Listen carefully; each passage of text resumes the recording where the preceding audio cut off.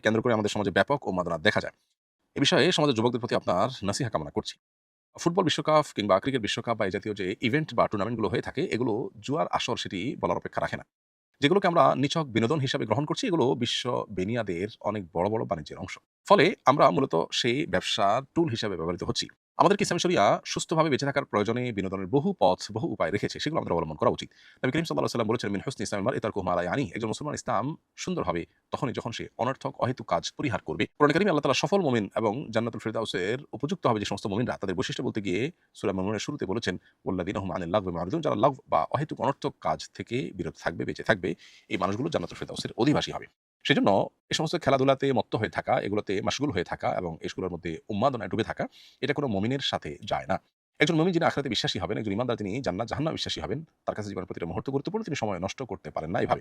অন্তত বিনোদনের নামে আরেকজন খেলাধুলা করবে, সেখানে তার লাভ লস নিহিত আছে। এটার পেছনে বহু জুয়া, বহু হারাম বিষয় জড়িত আছে। এই খেলা দেখতে গিয়ে পর্দায় আপনাকে চোখের জেনায় লিপ্ত হতেই হবে। সেটা থেকে বেঁচে থাকার কোনো উপায় নেই। আপনি ইচ্ছাকৃত গুনাহে লিপ্ত হচ্ছেন প্ল্যান করে। আপনি জানেন এদিকে তাকালেই গুনাহ হবে। সেদিকে আপনি তাকাচ্ছেন, অথচ সেদিকে না তাকিয়ে আপনি পারেন। তো এই কাজটি সন্দেহাতীতভাবে নাজায়েজ এবং গুনাহের কথা। এটি বলার অপেক্ষা রাখে না। যে পরিমাণ কর্মঘণ্টা এর ফলে নষ্ট হয়, যে পরিমাণ জুয়ার আসর এখানে বসে, এটা বিশ্ববাসীর জন্য সার্বিক বিচারে ক্ষতিকর, শুধুমাত্র ধর্মীয় বিচারে নয়।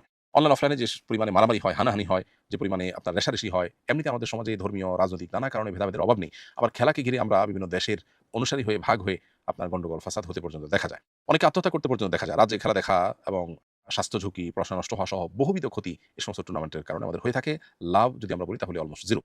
পরিবার এবং বন্ধু মহলের সম্পর্ক পর্যন্ত এগুলোর কারণে নষ্ট হয়। এজন্য বিশ্বকাপ ফুটবল হোক, ক্রিকেট হোক বা এই জাতীয় ইভেন্ট হোক, এগুলোকে এভয়েড করার বা এগুলোকে পরিত্যাগ করার এজন্য মানসিকতা আমাদের মধ্যে তৈরি করতে হবে এবং একজন ইমানদার তার জীবনের প্রতিটা মুহূর্তকে অর্থবহ করবার চেষ্টা করবে। তিনি অনর্থক কাজে তার জীবন, যৌবন সময় নষ্ট করবেন না। কারণ এগুলো সবগুলোর জন্য আল্লাহর কাছে জবাবদিহি আমাদের করতে হবে। আমাদের জীবন কি আমরা কাটিয়েছি।